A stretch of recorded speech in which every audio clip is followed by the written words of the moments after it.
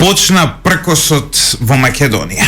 Изминатата недела беше прилично бурна и за власта и за самата земја. Првенствено се случи она гласање во собранието со скафандери, па потоа имавме една ситуација да секојдневно излегуваат на протест угостителите, забавувачите и сите оние кои работат во индустриите кои се погодени од ковид кризата, а власта никако не им помага.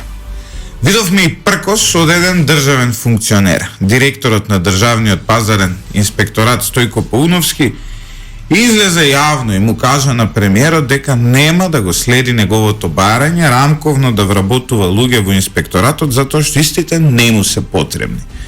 Заев ради овој пркос, го цитирам неговиот збор, најави разрешување на Пауновски. Еве, токму ово утро ние не знаеме се уште дали и кога ќе биде разрешен. Од друга страна пак инспекторите го поддржуваат. Вчера кулминираше ситуацијата со протестот на диаспората кој беше поддржан од повеќе опозицијски партии, на кој навистина се појавија можеби 20.000 граѓани. Се создаде една атмосфера на незадоволство за осудените од 27 април. Дали тргнува бранот кој ќе кулминира на локалните избори, на кои можеби ќе видиме конечен пораз на власта на Зоран Заев, останува да видиме. Ова се само дел од темите кои ја одбележаа минатата недела и еве, понеделнички некако ви ги сумирам. Сепак ова утро повеќе ќе разговараме за локални теми, што не значи дека и овие теми нема да ги опфатиме. Ќе разговараме за животот во најголемата скопска општина Аеродром со председателот на ВМРО-ДПМН Аеродром Дејан Митевски. Митевски, добро утро, навистина ти благодарам за ова гостување. Ние сме сепак аеродромско радио. Ние сме овде и живееме во оваа општина. Како е да се биде опозиција на Златко Марин? Сигурно имате многу работа. Добро утро, Љупчо, добро утро и до сите слушатели и гледачи на социјалните мрежи. Благодарам и од мене за поканата и можноста да поразговараме за општина Аеродром ово утро. 3,5 години Златко Марин на власт, 3,5 години проблеми и 3,5 години ништо ново во Аеродром. Се создаде еден таков хаос каде што живењето секојдневно станува се понеподносливо и понеподносливо. Златко Марин како градоначалник успеа да покаже дека се што ќе се вети може да не се исполни. Па добро, ја не се ни сеќавам што вети Златко Марин, но оно што можам да го видам како жител на Аеродром е дека во моето мало тој изгради еден парк со шаховски табли. Па сега во ковид пандемијата соседството го користи тој парк, наместо во кафичи се собираат таму по четворица на маса, си седат и си уживаат. Зборувам за паркот тука што е после Стопанска банка. Кај Тобако 2, да. Така. Ете, има нешто направено човекот, не е до толку. За жал и тој парк не го направи Златко Марин, тука е инвестиција на град Скопје. Петре Шилегов го направи тоа? Да, инвестиција на град Скопје. Јас сакав да пишувам графит Фала Марин, сега треба Фала Петре да Фала пишувам. Петре. Да, не е инвестиција на општина Аеродром, туку инвестиција на град Скопје. Еден интересен мал парк, меѓутоа премногу малку за тоа што е направен и за тоа колку граѓани има на тој потек на општината, колку што живеат. За разлика од тој еден мал парк од 500 метри квадратни, на тој потек само во 2020 година се издадени одобренија за градење на 1200 нови станови. Значи сепак има градежна експанзија на градежните компании во Аеродром. Премногу, 65.000 метри квадратни стамбен простор, само стамбен простор се одобрени во 2020 година. Преку 150.000 метри квадратни стамбен простор за овие 3,5 години одобри Златко Марин. Изградба на нови згради. Колку метри квадратни? Преку 150.000 метри квадратни. Само 65.000 метри квадратни во 2020 година. Сега ќе направам една пресметка. Ако има 150.000 метри квадратни, поделено, еве ќе поделиме по 40 квадрати од човек, иако и тоа е малку, тоа значи дека аеродром ќе добие 3750 нови жители по оваа математика. Тоа е премногу мала математика, ако знаеме дека во просек становите се 40 до 50 квадрати, каде што така што е двојно. По 20 значи 8000 луѓе повеќе, нови жители одобрени станови во овие 3,5 години од страна на Златко Марин. а паркинзи нема за 8000 жители. Не само паркинзи што нема, значи комплетната инфраструктура, нова инфраструктура која што треба ги обслужи овие нови жители недостасува. Нема ни една нова градинка, нема ново училиште, паркови премногу малку. Деновиве гледаме појава каде што и одредени зелени површини кои што постоја меѓу зградите се бетонираат. Се става наместо трева и дрвја се става бекатон.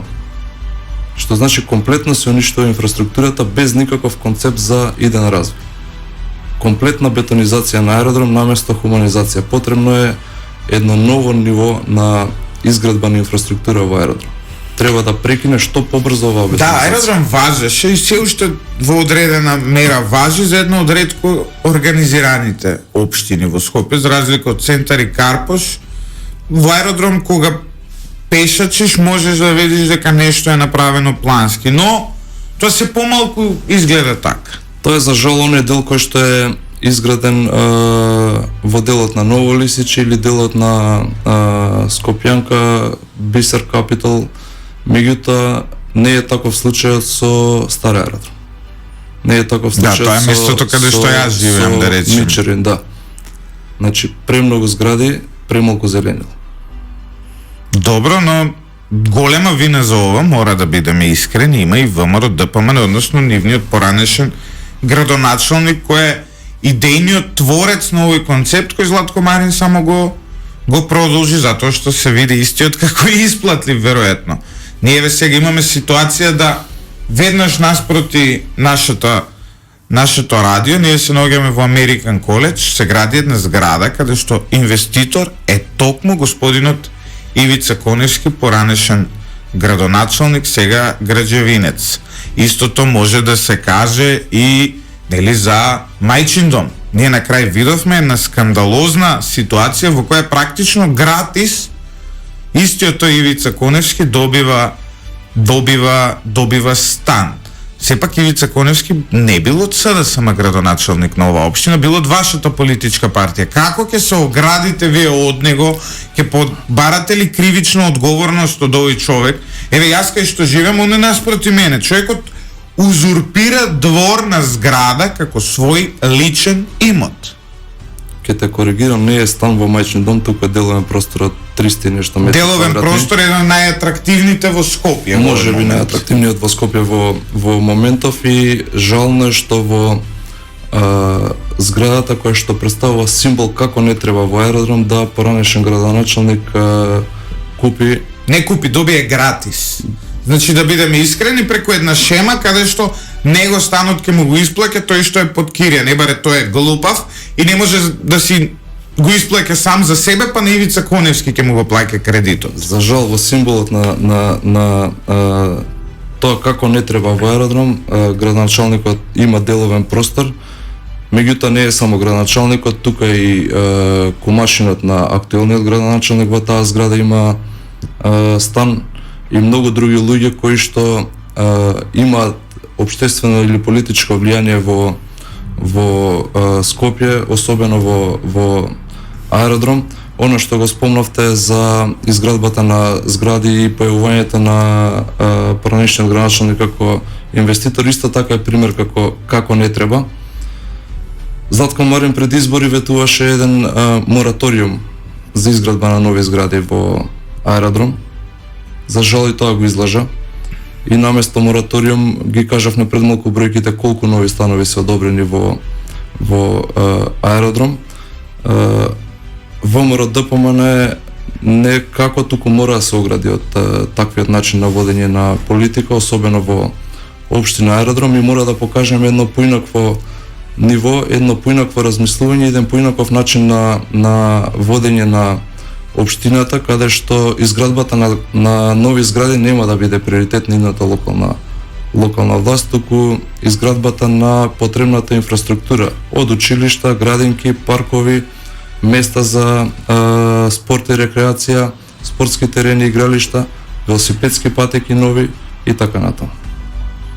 Значи, вие ќе се оградите од Ивица Коневски, се надевам дека и државата ќе успее да се огради, ставајќи го таму каде што припаѓа. Ако градоначалник без да плати денар за објект за кој нели си издал самиот дозвола за градба, ќе добие деловен простор, оградувањето од него значи негово ставање зад решетки, но тука ќе ги оставиме институциите сами да преземат што ќе преземат. Во изминатиот период вие објавувате, токму затоа и ве поканив ово утро, објавувате на социјалните мрежи податоци за јавните набавки во аеродром и навистина она што може да се види е дека Златко Марин можеби не е толку добар во оној дел за градење, но затоа навистина е добар кога станува збор за јавни набавки.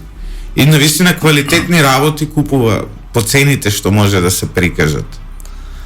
Да, Ливче, за ова постои една историја и веќе 3,5 години од кога Златко Марин градоначалник се обидува да не ги прикаже поединечните цени на договорите, иако тоа му е законска обврска, и на система за јавни набавки, на бирото за јавни набавки прикачуваше само договори без поединечни цени.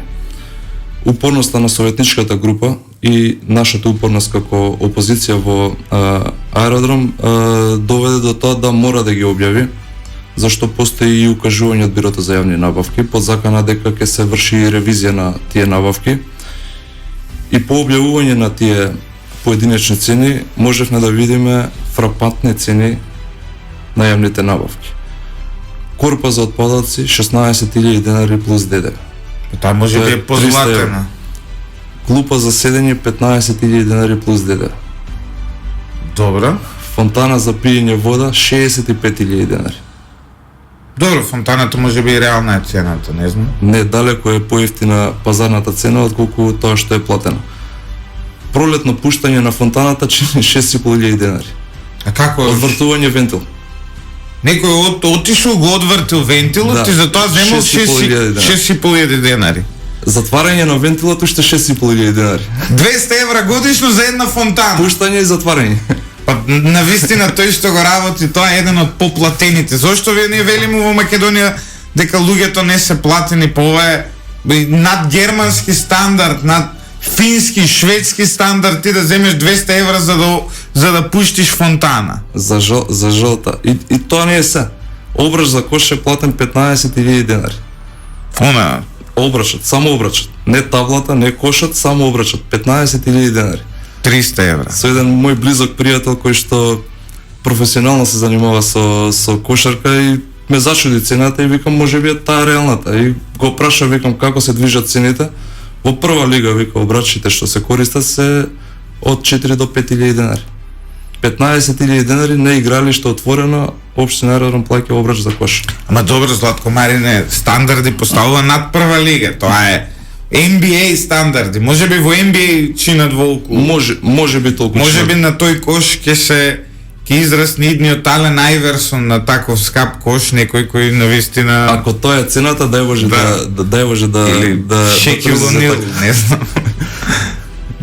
Интересни набавки. Певеца врата, пример, во училиште и во градинки чини 40.000 денари. Пазарна цена од 8 до 10.000 денари. Сега певеца врата 40.000 денари, да не е блендирана, не знам што е. Обична певеца врата. 40.000 денари. 40.000 денари, да. 24.000 денари по метар квадратен, согласно тендерска документација. Една врата околу приближно. А колку врати набавиле? 1,8, премногу. Лед јалица Ливче 48.000 денари. Каква лед? Лед јалица на канделабра. Па лед јалица повеќе од 1.200-300 денари, ја не знам да постои. И 3.000 денари, да. 48.000 денари. Една канделабра чини 2.000 евра во аеродром. Целост. Со столб со сјалица. Фрапантни бројки. Мислам дека вакво безобразно Майк Блумберг да видел во Њујорк, кој знае колку пари ќе направил со овој модел, може да замислите таму колку канделабри има. Премногу, значи безобразни цени. Истата лед сијалица минатата година се набавила по 13.000 денари цена, оваа година 48.000 денари. Кинезот што ја правил годинава бил заболен од ковид и веројатно помалку вработени имале во фабриката. Не знам, не можам да ги замислам цениве, како може 15.000 денари за лед сијалец. Не, 48.000 денари. 40.000. Еве, ние би му донирале лед сијалици, имаме тука овие што ни се за шминкање како светла ги користиме во нашето студио, затоа што нели, навистина сме многу богати и не знаеме што да им правиме на парите, па мораме да имаме вакви од 300 денари сијалици за како светло студиско.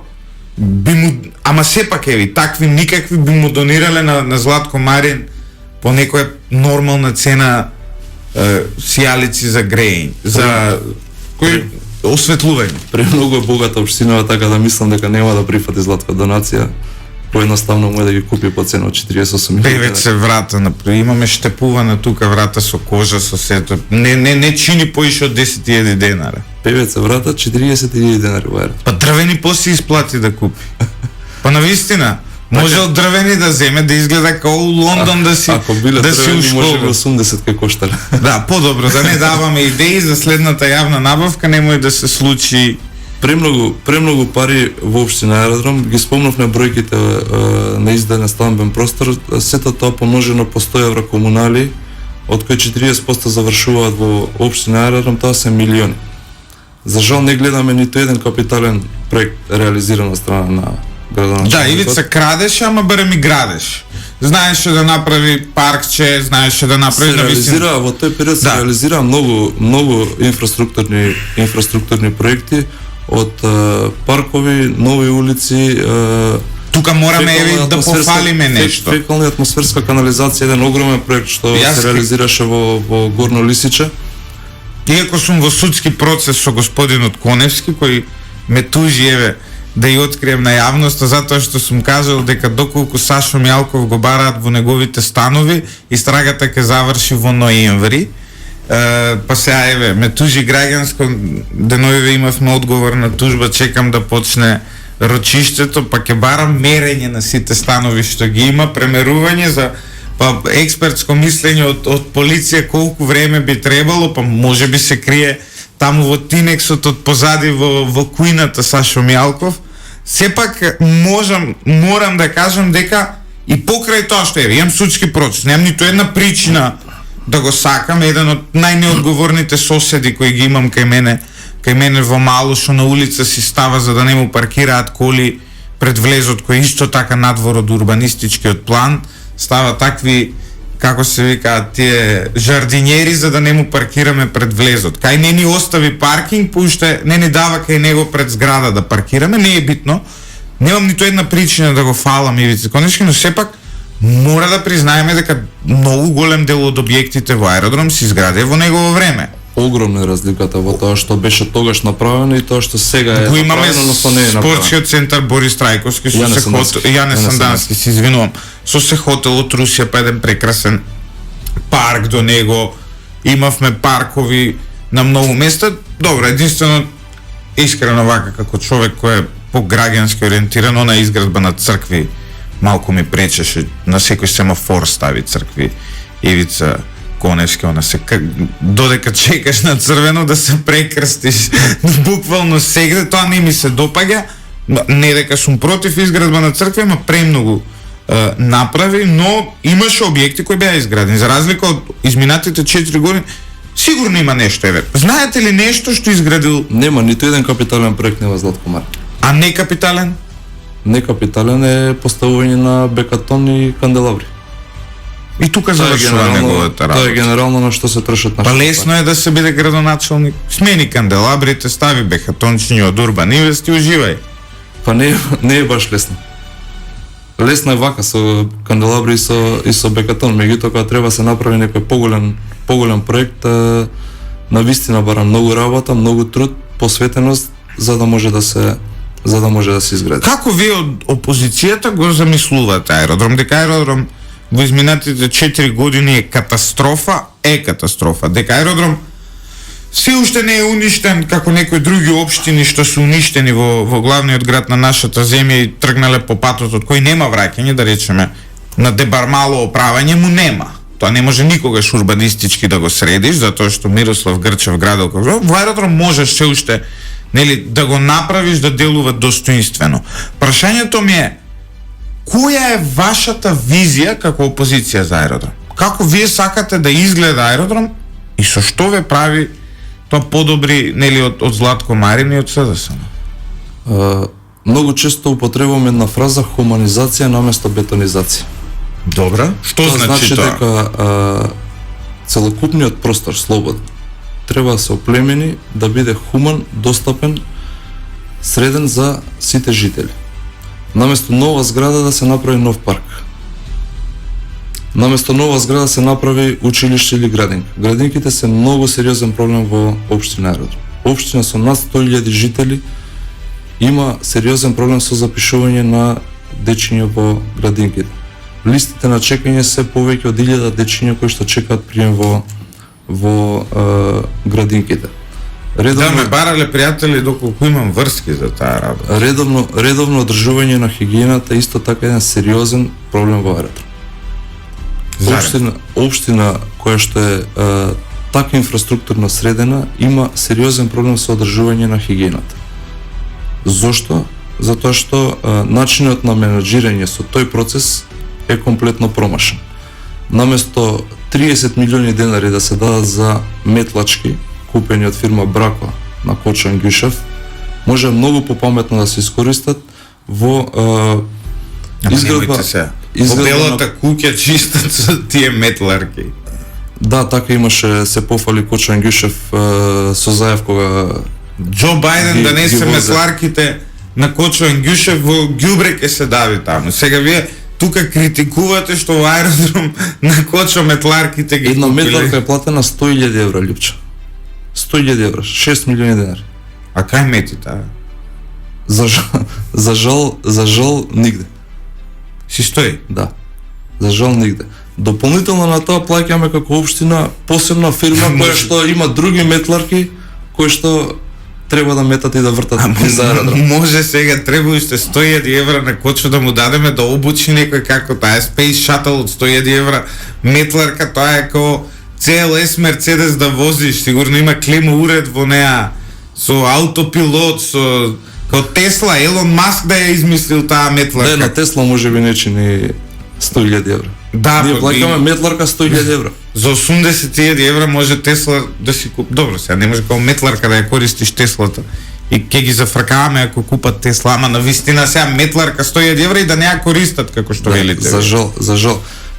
Користењето на метларки не го решава проблемот со хигиената. Метларките може да поминат само по главните булевари. Ние немаме парк каде што нема расфрлано ѓубре.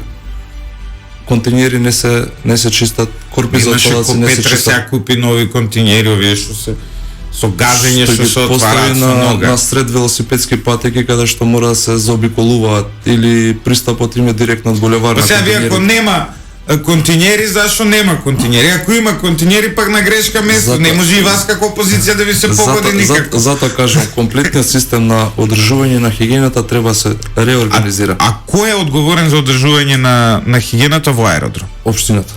Значи не е под град Скопје. Град Скопје има обврска само да ги чисти контейнерите, не големи контейнери, да ги празни редом. И тоа не го прават редом. Во Ново Лисиче околу Рамстар нема ден да тие контейнери не се преполни. Ако е проблемот да се стават уште 10 контейнери, зашто не ги стават? Ако сметаат дека тие контейнери го задоволуваат капацитетот, зошто не ги чистат редом? Ја гледам дека барем кај мене од зграда се гледа еднаш или секоја вечер или еднаш на 2 вечери, сега не ме фагајте за збор, чистат луѓето, но има 3 контейнери, а умеѓу време тука кај нас позади Тобако 2 никна 30 нови згради. 30 нови згради и користиме буквално 3 контейнери од едната страна и 4 од другата. Значи ние се на се со 7 контейнери се обслужува толку голема популација и тие се полни практично. Еве сега во моментов од сабајле како излегуваме од работа ќе фрлиш ѓубре И толку. и толку. Да, нема место. Треба му фали на аеродром селекција на отпад. Нема такво нешто на ова пластика, ова... Не пости. Му фали пред се заради заштита на животна средина. Ако постои можност за селекција на отпад, сите ќе имаме бенефит. Ке се селектира отпадот, нема да има расфрлани шишиња пластики по улици. Тој отпад ќе се преработи. Вие имате таква визија да го направите тоа? Селекција на отпад дефинитивно мора да се спроведе во општина Аеродром. Пред се можеби најурбаната општина во Скопје и треба да биде пионер во тој начин на собирање на отпадот и селекција на истија заради понатамошна преработка. Од селекција на отпад многу компании кои што работат преработка на отпад го плаќаат тој отпад. Може да се има и дополнителен приход само поради селекција на отпадот. Што се однесува до аеродром, ние често забораваме дека аеродром не е само аеродром. Тука е и Лисиче, и Горно Лисиче, и населбата Лисиче, каде што живеат колку 30.000 луѓе, и можеби и повеќе живеат токму на овој потек, а и таму ситуацијата баш не сјае во последниот период, па и претходното секогаш имало проблем со урбанизацијата на тој простор. За жал, изминативе години и во време на ВМРО и денеска донесување на урбанистички планови за Лисиче не беше приоритет на градоначалниците. Квалитетен урбанистички план е предуслов за цела една инфраструктура. Урбанистичкиот план ги дефинира и улиците, и парковите, и училиштата, и градинките. За жал, Лисиче после толку години нема квалитетен, тоест нема никаков урбанистички план. Постои урбанистички план за населба Лисиче, меѓутоа останатиот дел на Лисиче нема. Се уште нема урбанистички план, како ќе се има урбанистички план од 80-тите години донесен. Кој веројатно сега ако излезете на терен таму се сосема несправедлив, комплетно различна ситуација на терен. Поради немањето урбанистички план немаме ново училиште, нема нова градинка, иако беа ветени од Златко Марин во програмата. Долно Лисиче постои училиште, основно училиште Гозе Делчев, кое што нема спортска сала. 21 век. Златко Марин ќе прави голф терени во Лисиче. Да, тоа е едно.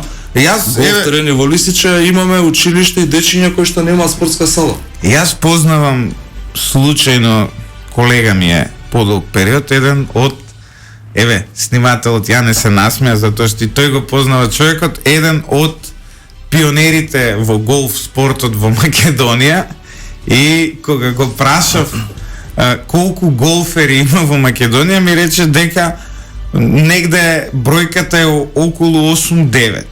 Значи ние на 9 голфери во Македонија кои навистина се греота се луѓето по травници, таму вежбаат голф по стрелишта и сега ќе имаат голф терен, инвестиција од 200 колку милиони евра беше? Не беше 200 милиони евра, беше 2 милиони евра. 2 милиони евра за 8 голфери. Веројатно сите 8 голфери во моментов навистина многу го сакаат Златко Марин. И сите ни се репрезентативци иначе на Македонија во голф, затоа што нема кој друг. И вие ако се запишете за 2 милиони евра да им се плаќаат авионски карти да тренираат со Тајгер Вудс во Америка. Во Србија може да тренираат, али имаме 8 голфери во Македонија. Огромен поздрав до сите 8 голфери. Ние немаме ништо против нив. Генерално, ама сепак сега не може 2 милиони евра за 8 души да фрлиме. Се согласувам, значи општина Аеродром има многу други проблеми каде што може многу попаметно да се искористат тие парични средства. Да, можеби кога се би се средило, би било добро и да има и голф терен. Исто сериозно прашање на тие голф терени, кој ќе го има оној тендерот за оние количките што им ги рентаат. Знаеш, ако ги земеш тие под концесија, може навистина некој да се обогати. Има пропратни бизниси таму, па после кога ќе дојдат на голф теренот топчиња да се набавуваат. Па сега судејки по ПВЦ вративе, кој знае колку пари едно топче. 10 евра едно топче. Да, ќе рече Тајгер Вудс што направи овие, да не имаат некоја сосем нова технологија. Имаше зафрканција во однос на тоа дека ќе се губат многу често ради магла топчињата. Цело Лисиче е во магла. од октомври, ноември до март постојано е магла. Така да во еден таков простор дека некој ќе игра голф терени, голф малце потешко. Да, исто при градење на голф треба таму. Ја на таблет ја играно голф и знам тоа, има ветар, колку степени од каде, валјда има некои одредени правила. Не има само желба за да се потрошат милиони евра, па макар било тоа и голф терен. Ако нема Долно Лисиче спортска сала, нема градинка, Горно Лисиче нема никакви услови, ништо не е буквално инвестирано. Населба Лисич има еден сериозен проблем во пределот на трговскиот центар Населба Лисиче. Да, навистина тоа треба да се реновира, да се направи. Комплетно треба да се преработи тој простор. Имаше едно прекрасно игралиште Пирин кое што е вратено со денационализација, сега е приватна собственост. Секој еден градоначалник мора сериозно да размисли да го експроприира тој простор и повторно да го врати тоа игралиште Пирин во Населба Лисиче. Тоа е едно култно игралиште за цела Населба Лисиче. Таму е основан и првиот ракометен клуб Пирин. Така да има една сериозна символика и мислам дека вреди да идниот градоначалник се зафати со тоа да го врати во државна собственост тој простор и да изгради едно убаво спортско игралиште. Тој простор му фали такви игралиште каде што повторно ќе заживи. Ма не се разбирате вие. И сега наместо 2 милиони евра голф за терен е тоа што фали. Голф терен е тоа што фали. Замислете, облечете бели панталони, полумаичка таква, па капа, качкет, кој ќе го стои. Тоа е навистина џентлменски спорт. Вие не можете да ги разберете манирите на Златко Марин. Човекот живее во еден сосем поинаков филм од нас обичните смртници. Тој се замисли, Доналд Трамп игра голф. Тоа е кралски спорт, исто кралското семејство на Велика Британија. Крикет исто ни фали во аеродром. Да, традиционален спорт во Лисиче. Традиционален спорт во Лисиче. Лисичани се познати. За жал станавме предмет на посмев со таа идеја за голф. Таа се реализира идејата, тоа е проблемот. Во тек на реализација, не знам, мислам дека нема да успее Златко Марин да ја реализира, имајќи во предвид дека помалку од 6 месеци му стануваат како е градоначалник. Не верувате дека повторно ќе стане? Јас сум убеден дека нема да стане повторно градоначалник Златко Марин. Многу ми е жал за овие 8 голфери во Македонија кои ќе останат без голф терен, на вистина. Тоа им беше последната надеж, но може би во некој идно време кога би се решиле сите останати проблеми во општината да се размислува. Но еве, можете ви од ВМРО ДПМН мини голф да им направите таков. Па еве, да бидат сите страни задоволени. Голф двојка. Да, голф двојка, да. Голф двојка, инаку познат автомобил за чаер и тројка.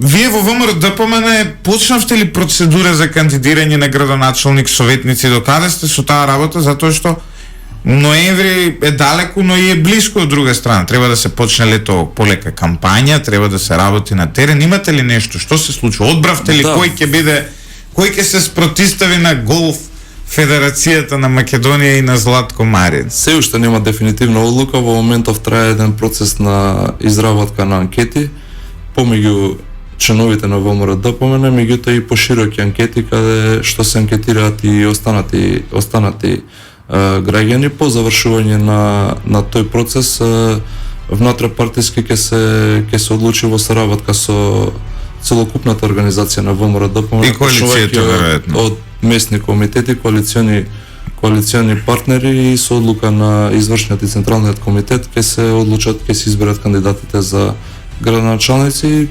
Према тоа како се движат процесите, очекувам дека за скоро време би се дефинирало. Негде до лето би требало да знаете. Да. Добро, навистина аеродром е веројатно најважна општина во државата ако судиме по бројот на жители. Аеродром надворно или од град Скопје како град е општина со најмногу жители. Веројатно се едино ако не утнам за некоја друга општина со најмногу жители. Да, меѓу најголемите општини, дефинитивно најголема Скопска општина, нема поголема Скопска општина, по број на жители согласно податоците од статистика не сме најголема, меѓутоа имајќи го во предвид целото доселување на жители од другите општини во аеродром, дефинитивно може да се зброиме. Сите ние од провинција продадовме ниви и купивме станови во аеродром. Јас сум еден. Ја буквално нива продадов за учество за стан да купам и него крием тоа, и горд сум на тоа. И не дека многу ми е нешто убаво тука, ама едноставно нема што да правиш во кавадарци, новинарство баш и нема. Така што мора да живееме во Скопје, аеродром за жал е концентрирано се во Скопје. Е мелтинг пот кој не прифаќа сите и е прва фаза за интеграција во скопското општество. Така некако јас го доживувам како аеродромец кој полека дури културата на оваа општина ја прифати. За жал такви се условите, многу луѓе се приморени да мора да дојдат тука да живеат, што поради работа, што поради студирање, учење и други приоритети во животот. Многу луѓе ги има на теренот да дојдат да живеат тука. Аеродром е општината каде што има најголема експанзија, токму поради она што го зборевме пред малку во однос на изградбата на нови згради. Меѓутоа таа експанзија треба да се насочи кон, уште еднаш ке повторам, кон соодветна инфраструктура. Ако имаме 30-50-100 нови згради, а 0 нови градинки, имаме проблем. Исто така, освен луѓе, во аеродром има и многу миленици кои се жители. Жителите на нашата општина се познати љубители на животните. Имаме навистина цели, како да кажам, додека излезете петок, сабота да прошетате, сите шетаат кучиња и тоа е во ред, не може да им судиме на луѓето тоа, но она што фали, што сум разговарал со многу мои сограѓани, е дека нема инфраструктура за животни. Па, например, екс-градоначалникот на аеродром Ивица Коневски е принуден да го носи неговото куче да уринира пред мојата зграда и неколку пати сум го фатил во таа мисија, но тој е тој кој не обезбедил услови, нели, за животните, мора ке мене у двор да доаѓа. Па не се пчуеме, ама навистина е непријатно да гледаш некој како не живее во твојата зграда, не плаќа за одржување, кучето го носи кај тебе да уринира. Тоа останува на совеста на тие што ги чуваат милениците. Фалат во аеродром паркови за миленици, има 2, меѓутоа имајќи во предвид колку миленичи има и колку се чуваат, фалат многу повеќе. Она што е посериозен проблем во аеродром е кучињата скитници. Да, кои што не се соодветно цели глутници има. Не се соодветно третирани, за жал и некои ги нарекуваат малски миленици. Лајка многу потврли во однос на тоа згрижување на тие кучиња скитници. Не можеме да помине ден да не видиме дека некој е нападнат или е каснат. И да си земе 100 евра или не повеќе. Не повеќе, околу 80 до 100.000 денари е оштетата која што ја наплаќаат граѓаните. Се согласувам дека треба да наплатат, имајќи во предвид дека градот треба да води грижи за тие. Да, оваа информација е навистина лошо да се сподели, затоа што сами ќе почнат да се касаат луѓето, знаејќи дека ќе добијат 80-100.000 денари од град Скопје. Може своевиден бизнис да... Јас знам еден пример каде што еден човек 7 пати бил каснат од куче и 7 пати си ја земал оваа оштета, дури можеш цела година да си живееш и тоа доста убаво со оваа бројка на каснувања. Добро, сепак мислам дека наместа се плаќаат штети, лајка треба тие средства да ги искористи, односно град Скопје да ги искористи во квалитетно згрижување на тие миленици, квалитетен третман, имајќи во предвид дека тие кучиња дел не се кастрирани, дел не се вакцинирани, кои што овозможуваат нивно расплодување, односно размножување, така да проблемот од помал станува се поголем и поголем. Дејан, не беше така одамна, пред колку години и пол, 2, на социјалните мрежи се пишуваше слобода за Дејан, вие нешто имавте некој притисок од власта ве апсија, зашто беше целата ситуација, сега нешто и не се сеќавам баш добро. Така, имаше еден монтиран политички систем каде што за жал ја заврши во притвор. Бев пуштен после 3 месеци. Еве и ден денес сум на слобода. Тој политички монтиран процес се уште трае со една динамика која што е скоро и никаква. Значи, тогаш сте заслужувале да бидете во притвор, а сега нема ни судење, ако ве разбирам добро. Многу ретко, да. Има постојат, меѓутоа многу ретко, кој што нанесо една огромна штета, за жал. Таква беше политичката одлука да јас и одредена група завршиме во ве бевте заедно со притвор. Димитар Димовски, член на извршен комитет на тоа се коментираше како обид дека власта сака да ја скине главата на една нова екипа која Христијан Мицкоски тогаш нели ја инсталираше во партијата. За жал и се користеше за притисок и пазарење со Христијан Мицкоски за поддршка на одредени политики и закони кои што власта сакаше да ги протурка, не можеше без поддршка од опозицијата. За среќата тоа се заврши, еве денеска сме тука. Денеска е се во ред и сте се подалеку од затвор за тој случај. СЈО мислам беше. Не е СЈО, обвинителство односно организиран криминал. И на крај се повлекоа.